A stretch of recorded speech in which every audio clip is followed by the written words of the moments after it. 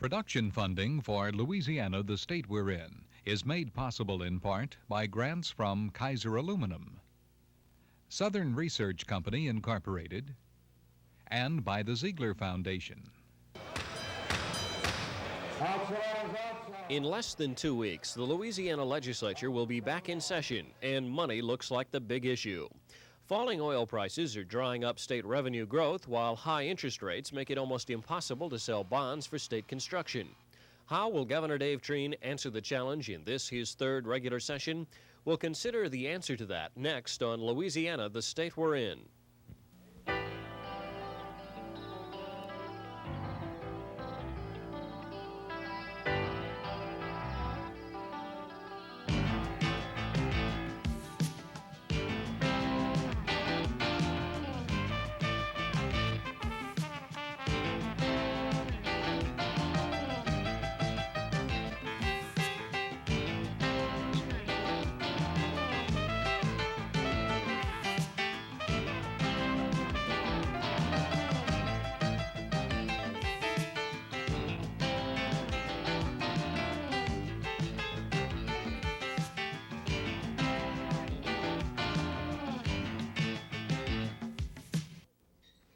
Good evening, I'm Ron Blom. Welcome to this reporter's edition of Louisiana, the state we're in.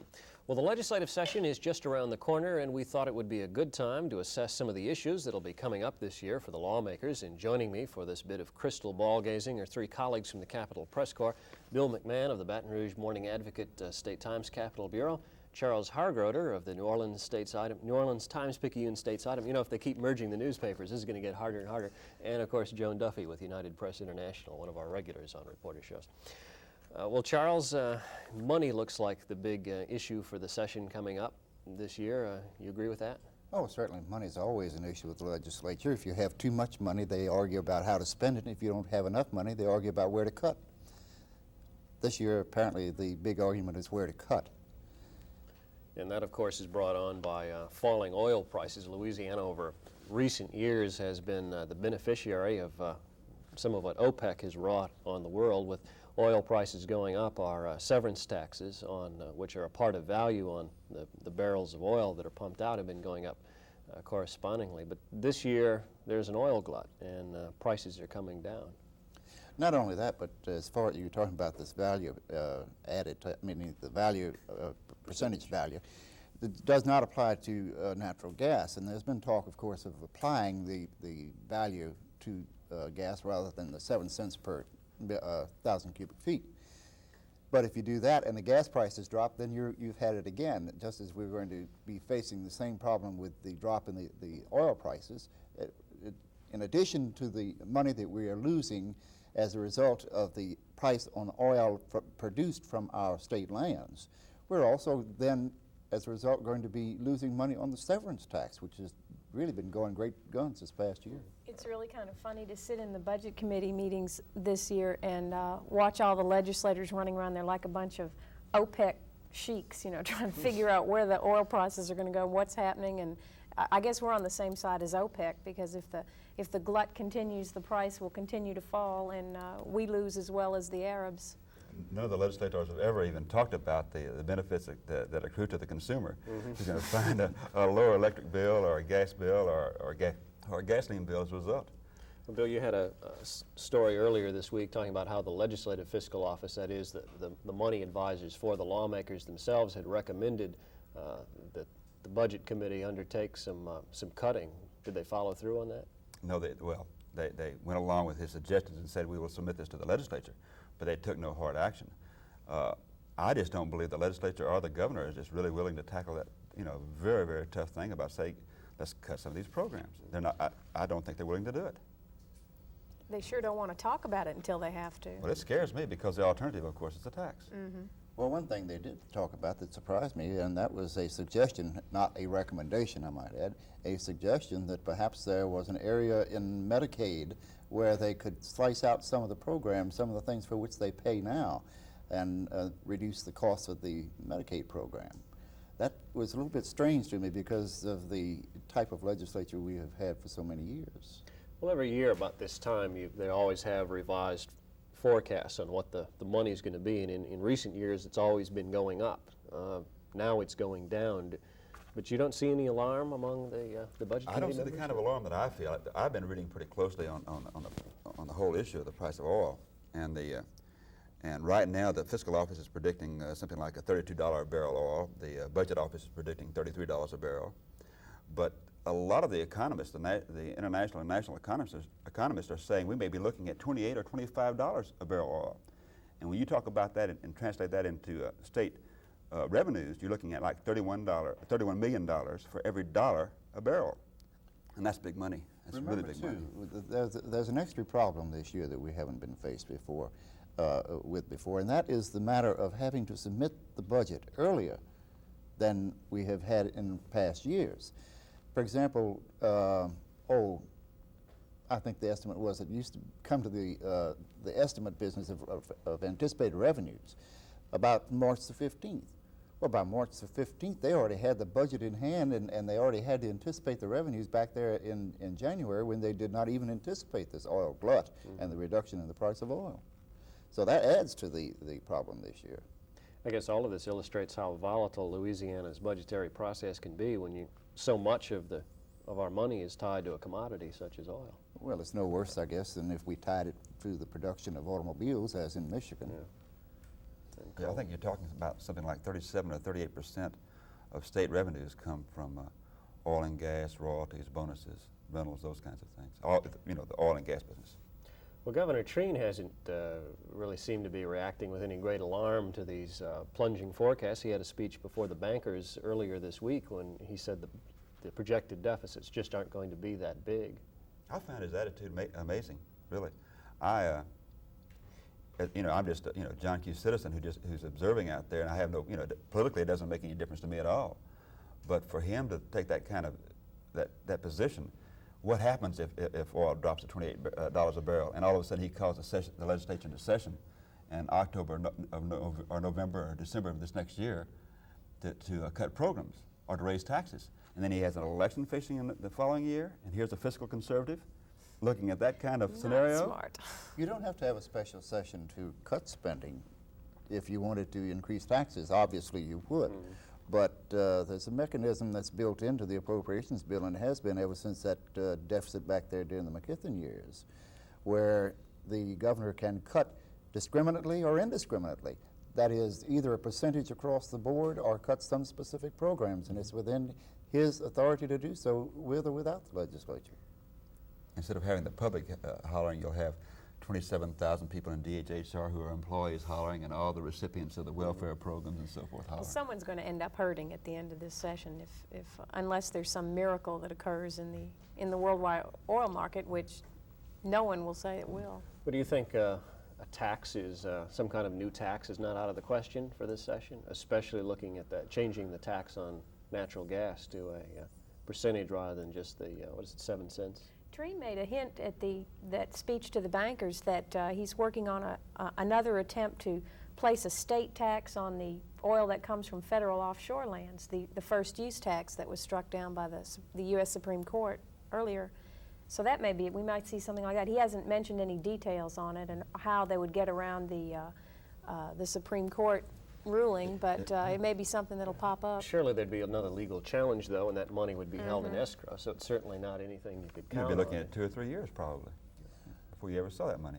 Anything along that line of a severance tax increase or a first use tax or what have you would have to make the governor pretty good at a soft shoe dance, because the people who support him, lobby, for example, the Louisiana Association of Business of Industry, they're dead set against this as long as it's going to affect the consumer or the industry. And both of them obviously will affect them one way or another. So I really can't quite see the governor with the support, his backing that he's had in the past, going against that grain, so to speak. Perhaps one group that may be held hostage by the budget cutting or at least suffer from it could be state employees and teachers who have looked at some cost of living raises that the legislature has granted over the last 3 years in a row, I guess. And the governor originally set aside, although not directly allocating $40 million that might be able to go to pay raises, but now with the oil revenue sliding, it looks like a pay raise is definitely out of the question. I think that pay raise will probably come when it snows in July. Which it might, the way the weather's been around the rest of the nation this week. Well, one thing we have to take into consideration too, as far as this matter of this coming session, the legislature is going to have to, it seems to me, take the bull by the horns, excuse the trite expression, but they're going to have to do something about this matter of the budget themselves. They can't go ahead and vote out these appropriations knowing the money is not there and expecting the governor to veto it for them, primarily because what they're then doing is abrogating their legislative responsibility to appropriate money, and they're giving it right lock, stock, and barrel to the governor. But they're not above doing that. They certainly have done it many times before. No one wants to publicly say, I'm sorry, we can't afford pay raises this year. Life is hard. No one wants to say it. And if they can find one person that they can throw it to, and that person is the governor. Even when their own fiscal office says the money isn't there? It wouldn't surprise me for them to do it. You see, the fiscal office is saying that there's less money there than the administration is saying. Well, the estimated shortfall ranges from 17 million to what, 125 million? Doesn't it seem like just yesterday they were trying to figure out how to get rid of all the extra money? Like during the special session last fall when they were setting up a fund to give aid to local government. Well, that's right. Louisiana's financial fortunes rise and fall with the world oil market. And we had so much money in the 1970s when the OPEC cartel formed, and they started raising that price of oil, and oil was deregulated in the United States, and Louisiana was just raking it in. Well, now all that oil is flooding the market. The producers can't sell it. No one wants to drill for it, this, that, and the other. And our income is falling with it too. So it's just a volatile situation that we're in. Something else of significance that's happened when it comes to state finances is the state's ability or inability to sell bonds for capital construction. The interest rates have been so high in the bond market that I believe the state has only gone out on bonds just once in the past year. What does that do to the whole capital outlay process? I asked the governor a few weeks ago if it didn't make it an entirely different ball game, and he kind of sidestepped the question. Do you think it makes it a different kind of capital outlay ball game? Well, I think the state's in trouble right now, and that, we were talking earlier. I think we've been editorials, about the life fund of this putting aside some of this money for the rainy day. Well, the money was spent in the session. $105 million was spent in the session last year, and I think they could have used that money instead of borrowing. But for a fiscal conservative, like Trina is, I don't believe from day to day some of the same things I see, because these are the kinds of, the prudent types of things that you expect from a Republican to do. You can see them sort of putting the money away when problems arise, having it there, but they spent the money just like, there'll be just more and more coming in every other day. And it's causing a problem right now because they're faced with selling some bonds at probably an interest rate that they don't want to face. And then they continue to also to extend lines of credit to get the buildings going. It's sort of like not having a job, but going out to Sears and running up your credit card bill. I mean, somebody's going to have to pay eventually. What they're really doing now at this point is that they haven't decided to go ahead with the sale of bonds to cover some of these lines of credit, but they're going to sell those bonds at 10 years rather than having the life of the bonds run, say, 20 or 30 as we've known in the past. That way they can get a lower interest rate because the market is willing to give a lower interest rate on that type of bond. And at the same time, we're taking a gamble that sometime along the way those interest rates are going to drop and we can refinance them at a lower rate. That's the way we're going to get around the capital outlay. That's a 10-year bet on interest rates. Right. But what they're facing too is in a faster payoff is more debt service. Those $300 million in bonds that they try to sell is going to cost the state something like $12 million next year. And if it was on a long-term basis, it would probably be half that. But of course, a lot of that, Bill, you have to recognize is principal you're paying back. Mm-hmm. Mm-hmm. Whereas otherwise, the 20 years, it might be less, but you're paying back less principal each year. That's well, if money is going to be one of the big issues that we're probably going to be hearing about and reporting about every day, what do you think is going to come next? Perhaps a business-labor battle or two this year? There'll be a couple of interesting ones this year. Probably, of course, every year we say business and industry will be at it again, just like in '76 with the right to work fight. But this year we'll see a return of a couple of issues, the reform of workmen's compensation laws and an attempt to repeal the prevailing wage law. I think it will probably be a more volatile battle this year just because we had the preview last year. But whether it'll be as exciting as right to work, I don't know. But it's something that I think the general public doesn't really pay too much attention to it at all. Maybe, you know, the workers and what were you saying earlier, the attorneys are really interested in what. The trial attorneys will make their money on the compensation. The trial suits. lawyers last year seemed to make the big difference in what happened to the workmen's compensation bill. Do you see any compromises coming out? Louis Charbonnet, who chairs that labor subcommittee, they had a meeting last week and said that they were going to try and get both sides together, and if that didn't work, well, then the committee would just have to write the compromise bill. Well, of course, what he's trying to do is move a bill out of committee, period. You'd need about probably maybe 9 or 10 votes to do so, because otherwise it's likely to end up 7-6, knowing the split on that committee between labor and business. But it's possible to obtain a compromise. The trial lawyers can do their best to muddy the waters, and they probably will, and as they always do. That's the job of an attorney, is to muddy the waters, I guess. Speaking of splits, last year we saw a rather interesting phenomena at the legislature in which the House and Senate seemed to divide up the Capitol. We had everything but a dotted line running down the middle of the hallway. You haven't heard the latest. Well, what's the latest? Oh, well, it seems that several weeks ago they finally completed the installation of parking gates, you know, where you have to have a card to stick in this thing and the gate flies up and you drive in. So they put them at each end back there, and this was to take care of the House and the Senate parking. And lo and behold, Thursday they come in and they start digging up the gates over on the House side.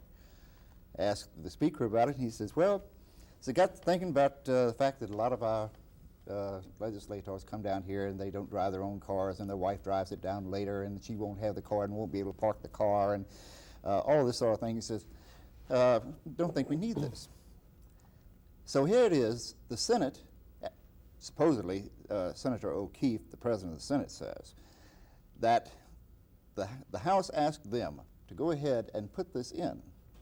Now the House is coming along and tearing it up. And he says that it took them, $13,500, I think it was, to buy the equipment. Now, $17,000 to install it just on the House side. Now they're going to tear it up and build a Berlin Wall between the House and the Senate back there in the parking area. Are they actually going to do Another that? $17,000 to reinstall it, by the way. You think they're going to put a fence up?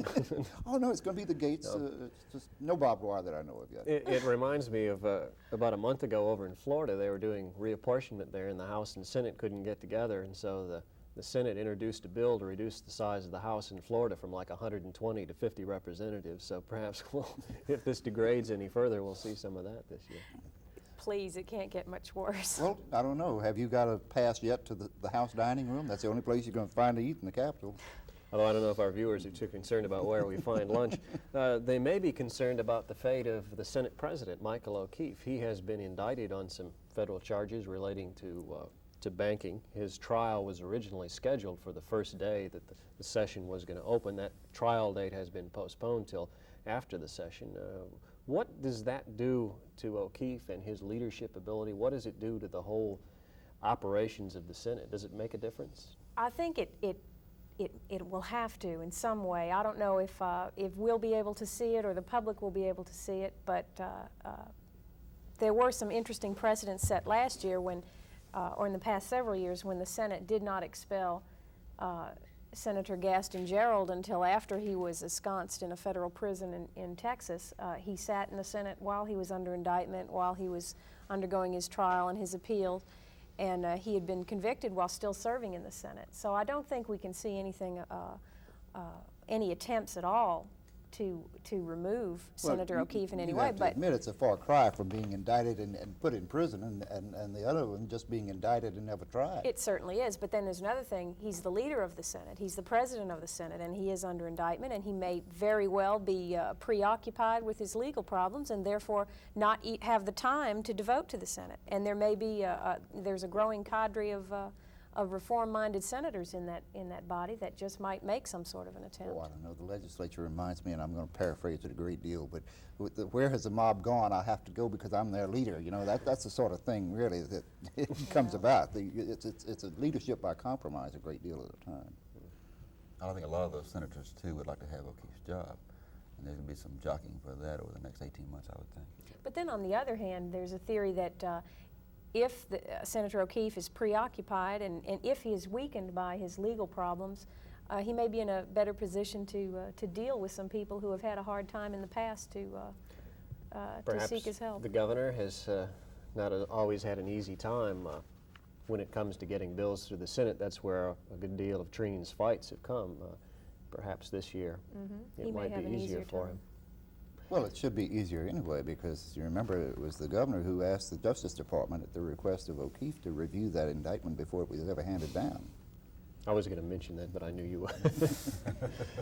Speaking of politics, there are those people who write those columns in the Sunday paper who try to assess what's going on politically in the state have begun to write those columns that assess the governor's race, the one in 1983. They're saying that the hardball has already begun, that Edwin Edwards and Dave Treen are going to be fighting it out in a pretty tough battle. Do you agree with that? Do you see it? Have you written any of those, Charles? I haven't written any of them because I don't think it's that close yet. It's enough just to quote what they're saying about each other right now and just to analyze it later. What are they saying about each other? Well, I think everybody has read what they're saying about each other. For one thing, the former governor is saying about the present governor that about the only thing you can say about him is that he's honest, and then he says, after all, he doesn't have a monopoly on that. I'm honest. I'm not in the penitentiary. A lot of this surrounds some rather harsh publicity that former Governor Edwards got in connection with a loan that he made to Kenneth Womack, the now disappeared former head of this deferred compensation payroll plan, which is probably too complicated to explain decently in just a couple of minutes. But there were some hints of possible impropriety on the part of former Governor Edwards. Edwards struck back by saying that there were some hints of impropriety on the part of Bubba Henry, a former candidate for governor and now commissioner of administration. Henry, in turn, has struck back at Governor Edwards in a very unusual open session before the State Ethics Committee. Do you see Henry and Edwards as the two that are going to be squaring off for a while? Is Dave Treen going to hang back and let Bubba Henry be his point man? I don't think so. I think that whenever he has the ammunition, he'll use it. We often saw Edwards, for example, when he was governor, out of a very glib expression about one of his opponents somewhere along the way, just try to cut him down to size in just a passing reference. I've noticed that Treen has that way about him too. Occasionally he can make some of these remarks, so they're not quite as cutting, but you can still recognize them when they drive past. I think that Treen has been a lot more vocal about the upcoming race than he has in the past for so long. Of course, former Governor Edwards has been talking about the '83 race ever since the inauguration. And I think, and Treen has always been saying he will not be drawn into an early race. The public will not put up with a 2-year race for governor. But recently, especially since the first of this year, he's been much more vocal about his opponent, and he mentioned on the second anniversary of his inauguration that he just talked philosophically about what he has done and indicated that he would make integrity an issue in the campaign. So I think whether we like it or not, the campaign is upon us. I think Treen will be a better candidate this time as far as his ability to campaign. He's learned something in the last couple of years. And he'll be he'll be better on the stump. He'll be better talking to people. But he insisted for so long that he was not going to be drawn into the campaign. Has that strategy been thrown away? Well, let's face it, he hired a PR firm, didn't he?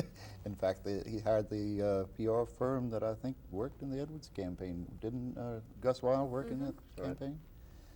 And Might be giving him a little bit of advice along that line as to how to handle his former boss, so to speak. And Edwin Edwards has hired the public relations firm of his daughter to run his campaign. Somebody suggested it maybe it's like having the surgeon operate on his own children, or vice versa. It may not be the smartest thing in the world. Is Edwin Edwards going to run his own show in this campaign? Don't you realize that politicians are very, very loath to take the advice of anyone in public relations? They hire them, but they don't listen to them. And they fire them and they hire new ones. So it's so volatile, anything could happen between now And they pay a lot of money for all of them. That's right. And somebody gets 15% of every ad that's placed. That's right. Well, that's keeping it in the house if you hire your daughter, I That's guess. right. I wonder if we'll see more of Edwin Edwards at this legislative session. He made a couple of appearances last year to lobby a couple of bills. I wonder if he might be a little more visible this time, just to test his legislative strength, or perhaps to show Dave Treen who's really boss, who has the power. I'd hesitate to answer that, but I rather suspect he would spend more time out taking care of those speaking engagements that the governor turns down. He may get lonesome. He may be up there a few times to see his friends. He still has a lot of them in the Senate. What other issues might come up this year? Any of the emotional ones that have lots of sound and fury but perhaps don't signify a lot, like sex education? Those are the types of things that you can't really predict that are going to be an issue. For example, who would have thought creationalism would have been an issue in the last session of the legislature? The issues that breed emotion are those that come up unexpectedly, and I don't think you can predict them. You know, you end up with a motorcycle helmet law. Oh, that was a good one.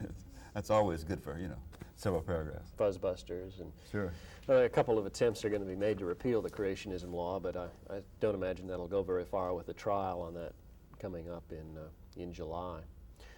What about that trial? That's kind of interesting. Billy Gust, the Attorney General, has turned to some creationism lawyers on the payroll of the Institute for Creation Research in San Diego to handle his case. Do you think Gust would just as soon stay away from all that? I don't think he turned to those people. I think he welcomed them with open arms when they were offered to him and said, "Here is the hot potato, take it please."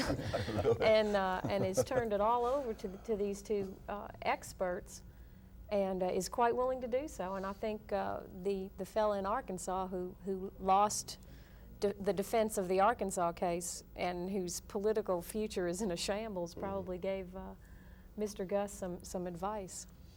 Well, you have Nixon on the other hand, Kelly Nixon over in education, trying to get the ACLU, I think, involved, wasn't he, in the case to help him with his side of the case? Well, there was talk about that, but then he said Yeah, that didn't no. seem to materialize.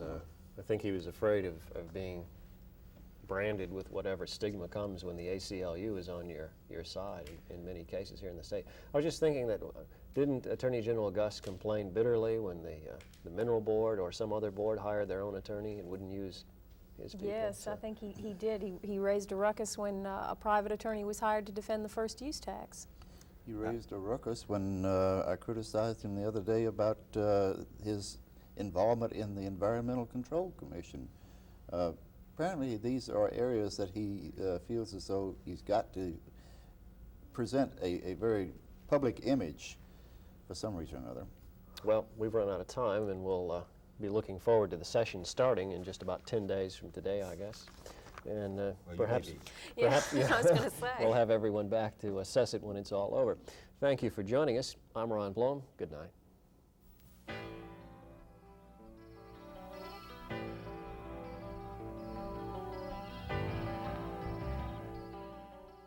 Production funding for Louisiana, the state we're in, is made possible in part by grants from Kaiser Aluminum, Southern Research Company, Incorporated, and by the Ziegler Foundation.